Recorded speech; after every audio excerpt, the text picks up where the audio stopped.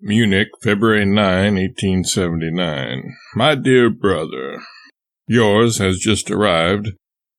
I enclose a draft on Hartford for $25.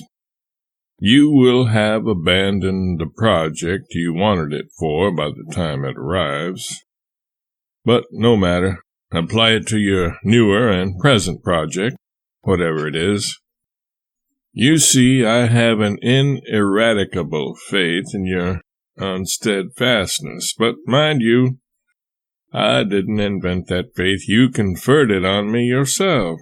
But fire away, fire away.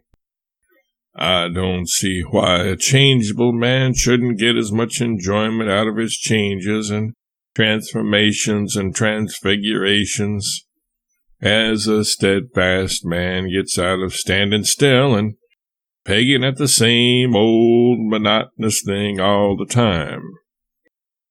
That is to say, I don't see why a kaleidoscope shouldn't enjoy itself as much as a telescope, nor a grindstone have as good a time as a whetstone, nor a barometer as good a time as a yardstick.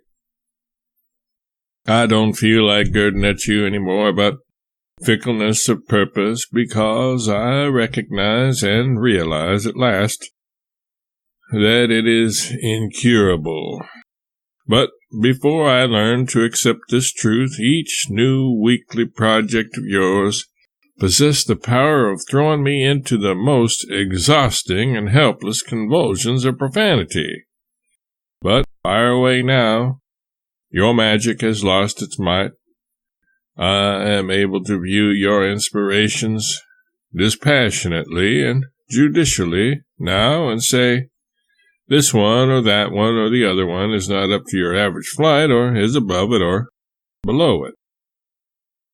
And so, without passion or prejudice or bias of any kind, I sit in judgment upon your lecture project and say, it was up to your average.